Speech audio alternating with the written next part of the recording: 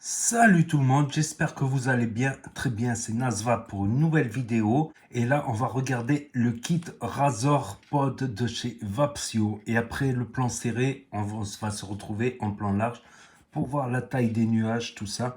Donc ça se présente dans un packaging comme ceci, avec à l'arrière écrit tout ce que contient le packaging, interdit aux moins de 18 ans, déconseillé aux femmes enceintes, tout ça. Ici, un scratch d'authenticité.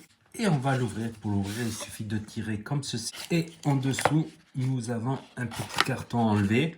Nous avons un câble USB type C, deux cartouches de rechange, une carte d'inspection et une notice d'utilisation en différentes langues dont le français. Donc la cartouche, elle se présente comme ceci. Pour l'ouvrir, on n'a qu'à appuyer assez fort. C'est comme un médicament. Hop. Et on obtient la cartouche ici avec une grande arrivée d'air ici, une grande arrivée pour l'aspiration, mais qui est réduite un peu au fond. Donc ici nous voyons la résistance qui fait 0,8 ohms. Et ici nous pouvons voir le pôle positif et négatif et deux trous d'airflow. Par contre, j'ai toujours pas compris comment on la remplit. Voilà, ça y est, j'ai trouvé. Il suffit d'enlever ça. C'est un système assez ingénieux. Et on peut remplir. Il y a un autre trou pour laisser l'air sortir. Donc la capacité, elle est de 2 ml exactement. La résistance 0,8. Deux bornes en fer, voilà, qui vont boucher les arrivées de liquide et laisser l'arrivée de vapeur ici. Donc système assez ingénieux. Moi j'ai cherché le petit truc en caoutchouc partout. Donc après, les deux pôles, ils vont venir ici. Donc au fond, nous avons un pôle positif et négatif et deux aimants. Et ça tient assez bien. Ça tient assez bien. Franchement, il faut un petit peu forcer pour l'enlever quand même. Ça tient assez bien. Et voilà ce que donne le kit avec un bouton doré. Et de ce côté, il y a marqué Vapsio. Ça fait un bel effet. Donc elle est assez fine. Elle n'est pas très grande. La batterie, elle fait 550 mAh, ce qui n'est pas énorme. Ici, nous pouvons voir l'entrée USB pour les rechargements. C'est un rechargement assez rapide, normalement en 20 minutes, à peu près un quart d'heure, 20 minutes. Donc voilà, pour une première utilisation de la cartouche, vous enlevez le bec comme ceci et vous remplissez. Et ensuite, vous refermez et vous laissez reposer pendant environ 5-10 minutes. Donc on voit que l'arrivée de liquide, elle n'est pas minuscule non plus. Donc ensuite, en revenant sur le pod, ici, nous pouvons voir un petit trou. Donc c'est pour l'airflow, je suppose. Et un petit trou ici pour l'airflow également. Donc c'est assez simple. C'est 5 clics pour l'allumer. 1, 2, 3, 4, 5. Et ça va s'allumer avec plein de petits points. Donc ça, c'est assez marrant.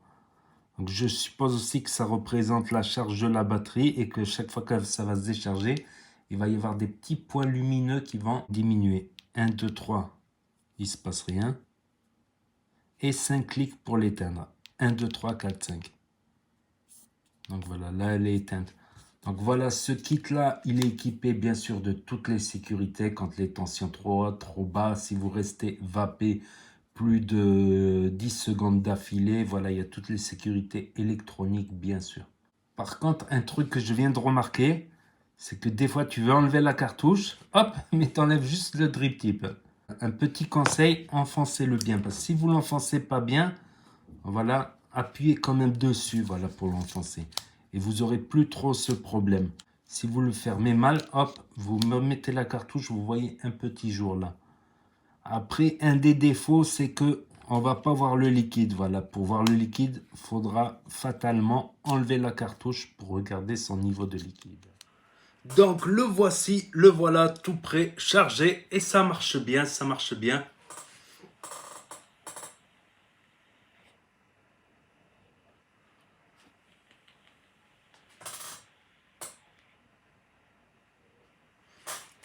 Ça marche bien, c'est pas des énormes nuages.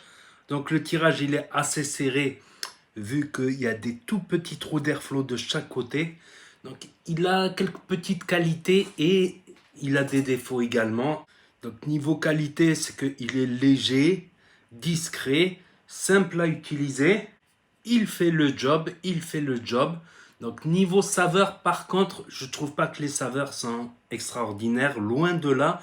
Mais je pense que ça fait l'affaire pour un tabac, par exemple un tabac ou un menthe.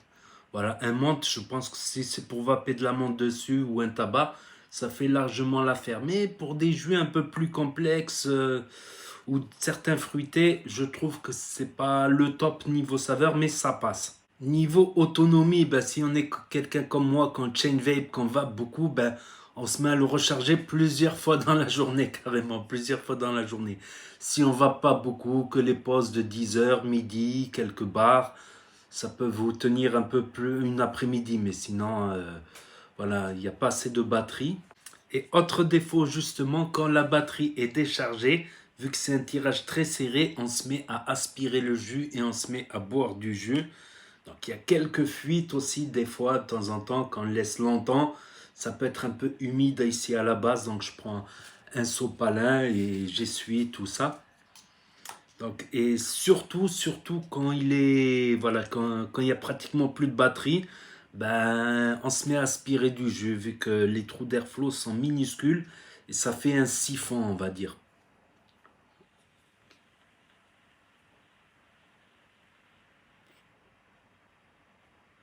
Sinon, hyper léger, j'aime bien la petite écriture là, voilà, qu'on voit selon la lumière, super léger, super discret. Ça fait le job néanmoins, ça fait le job. Donc je mettrai en pod, j'hésite entre 7 et 6,5. 6,5, 7, ça passe. Ça fait le job. Aussi un truc qui est marrant, c'est que quand tu le mets, bah, ça fait une vibration, un vibreur, tout simplement. Et les petites lumières, tout ça. Et voilà, il a quelques petits défauts. Il y a aussi un truc qui, des fois, je me suis trompé, je n'ai pas regardé. Quand tu aspires là, vous voyez, il reste automatiquement. Mais au bout de 9 secondes, ça s'arrête. C'est une sécurité. Voilà, quand vous soufflez dedans aussi, au lieu d'aspirer, il ne faut pas souffler dedans, évidemment. Il faut aspirer. Quand vous soufflez dedans, il reste enclenché également. Voilà. Il reste enclenché, mais au bout de 10 secondes, il y a toutes les sécurités dedans. Voilà, si vous avez peur, il va s'éteindre automatiquement s'il reste enclenché. Donc, il ne faut pas aspirer par l'USB, ça ne marchera pas.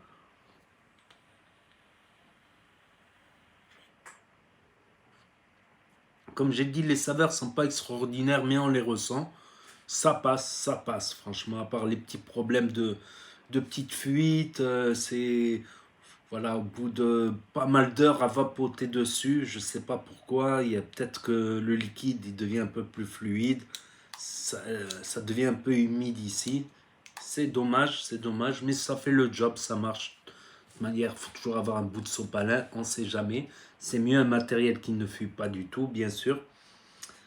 Voilà, je crois que c'est à peu près tout ce que j'avais à dire sur ce petit pod.